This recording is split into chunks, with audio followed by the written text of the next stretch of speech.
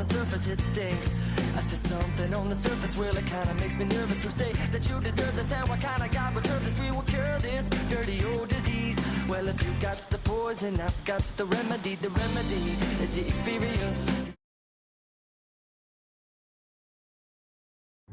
Hey Professor, this is Team JK. We hope this video finds you well. Our team consists of me, John, Jen, Tara, and Jamie. We researched the 18th century, education in the 18th century. The 18th century was an important time in education. New developments of curriculum and the teaching process was called upon to satisfy the needs of the people. Education in the 18th century was marked by the division between the northern and southern colonies. Due to the rural or agrarian nature of the South, there were fewer schools, and the result of this was lower literacy rates that lagged behind the North. There was also a huge divide for education that existed between gender, racial, and class lines. Early education was done by women in the home during the colonial times. For families who could afford it, formal schooling began around 7 or 8 years old. Schools were often run by clergymen and included religious studies along with mathematics and writing skills. During the 1780s and 1790s, the gender and social gap began to close as states began to use tax money to fund schools, so they were able to offer the same education for students regardless of their financial status or gender. Sadly, the racial divide continued on until desegregation laws were pursued in the 20th century.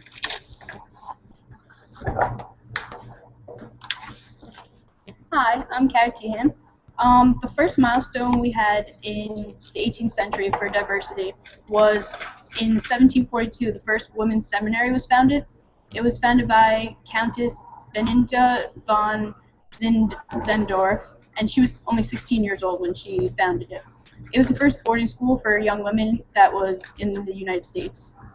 It was located in Bethlehem, Pennsylvania. The reason the school was made was so that women could get an education, which wasn't common during the time. Education was mostly for young men.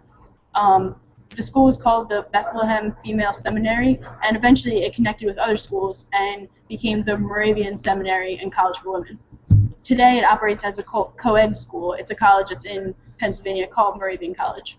It gained such a prominent reputation that George Washington personally contacted the headmaster at the time and requested that 2 of his great nieces attend the school. So it was obviously pretty big of a deal. To represent this, I have perfume to show, because perfume is generally a woman's sort of a thing, and it's to show it was sort of the change from men to also women, school being more diverse, education being made for women also. The second milestone for diversity in education in the 18th century was the Lutheran Charity School was founded. This is in 1752. Henry Muhlenberg found this, and it was called the St. Matthew Lutheran Charity School. This was founded in New York City, and it was created to provide education for less fortunate kids. This was different because usually education was mainly for people who had money or who were more affluent. Now the poor kids could get the same benefits of education. This really was a turning point because it wasn't the same really rich people who could have education. And to represent this, I have rosary beads to show that it was a Lutheran school, so it was religion, and that's what the school was based off of.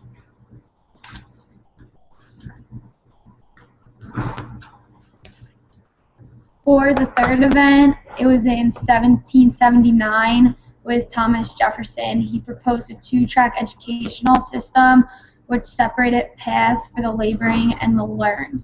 It was 2-track. It was a third milestone of diversity in American education.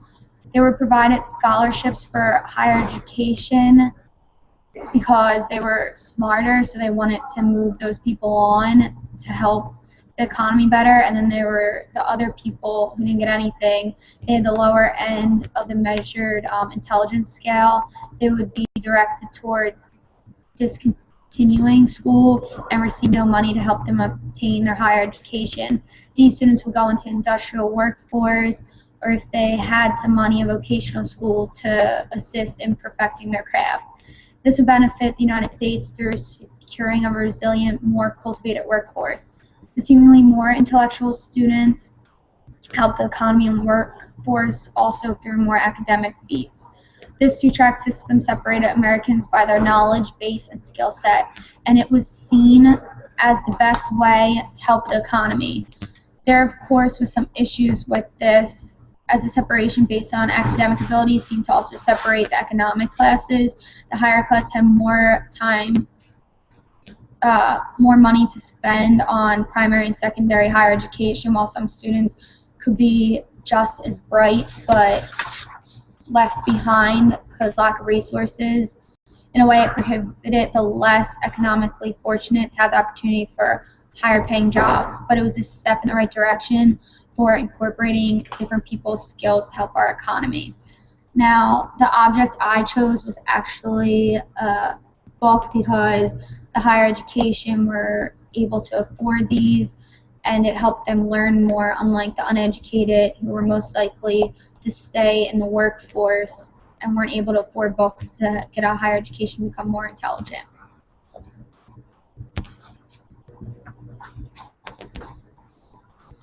Hi, I'm Jennifer Galam, and I did the fourth one on the Northwest Territory. And on July 13th, 1787, the United States Congress passed the Northwest Ordinance. This occurred in the Northwest Territory in the United States. Some of the things that the Northwest Ordinance addressed were the challenges of the Western movement, represented government, federal-state relations, individual rights, and sectionalism and slavery in the Northwest Territory. Another important part of the Northwest Territory is that it stated that all existing states were equal and every state should be treated the same exact way. Some things that would be changing would be having free public schooling and forbidden slavery in the Northwest Territory. All these ideas that went into the Northwest Territory were built off of Thomas Jefferson's ideas that were created in 1785, called the territorial system. In the ordinance, it also stated religion, mortality, and knowledge being necessary to good government and the happiness of mankind. Schools and the means of education shall ever be encouraged. This quote encouraged the township to save money for each town so schools would be able to provide a proper education for all the students, since the schools were mainly priority in their town. My example is $1, because the government encouraged all the townships to save money so they can use that money towards say books and everything that they need for the schools. So.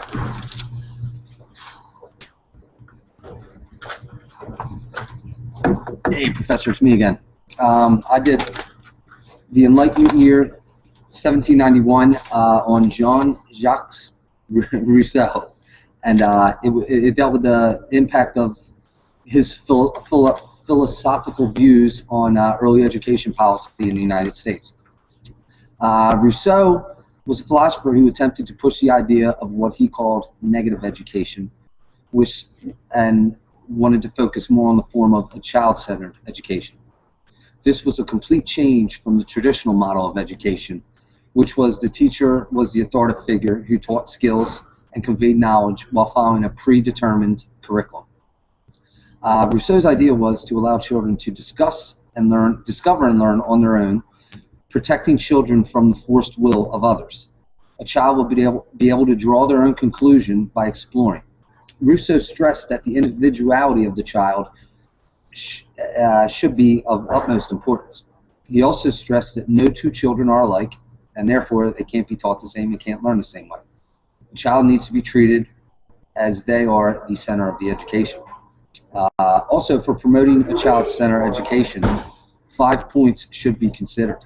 These are freedom, self-activities, process of spontaneous development, development of interest needs, and education based on experiences. All of these activities serve as natural stimulation for the development of a child. It fosters creativity and the ability to problem solve, and also independence. I chose my daughter's we have a little thing, we teach her how to do numbers and time. And the reason I chose this is because as you know, back in colonial times, was a teacher who would get in front of the class and basically would lecture the students, and they would learn by repetition. And it was Rousseau's idea to give the child the opportunity to, or the freedom to learn and explore on their own. And this would give the children the opportunity to do activities on their own, learn things in a new manner, and develop a sense of independence and the ability to learn on their own. So that's why I chose this. And I'm missing two because my daughter stole. Sorry about that. For the project, what I did is I researched Jean-Jacques Rousseau, who I'd actually studied a little bit in one of my philosophy courses, and the impact that him and a bunch of other philosophers had on the early education policy in colonial America. It was these policies that helped improve the American education policy and helped it move forward, I believe. During my research, I learned that these new ways of thinking helped pave the way for teachers to allow students the freedom to learn on their own, establish independence and developments that are critical for thinking skills in children.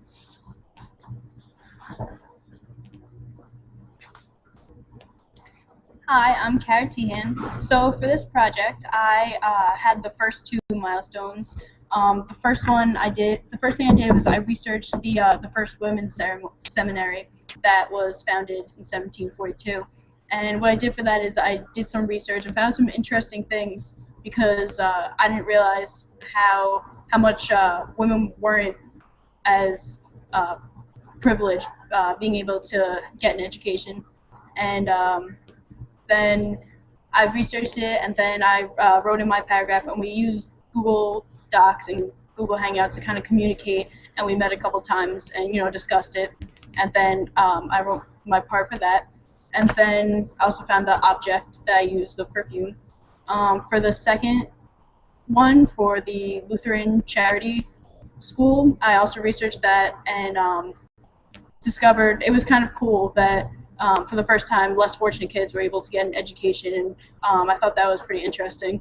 I wrote up a paragraph for that, and found references for each one, and quality references that had good merit, and that's it.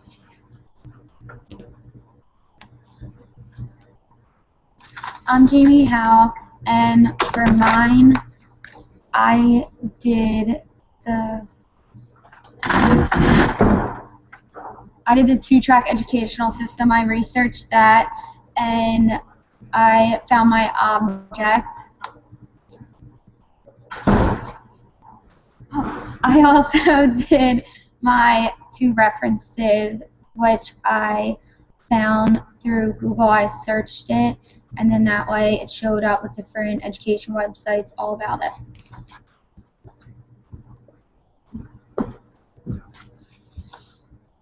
Hi, I'm Jen. I researched the Northwest Territory.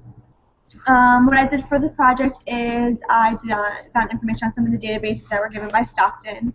I also wrote all my the whole paragraph that I read in the beginning of the video. From the databases, I took those and put those in the references. And also, I will send you our reflection paper through my email sometime today, so you'll have that. So in closing, we hope you enjoyed our presentation. We worked really well as a group. We had a good time. We found out a lot of interesting facts. It was pretty cool to see how far back education actually goes, all the way back to the 18th century through the 1700s. There were a lot of big changes, and we were surprised to find all different milestones that occurred, particularly with, the two-track educational system, with education of women, education of people less financial ability, and things like that. And that's it.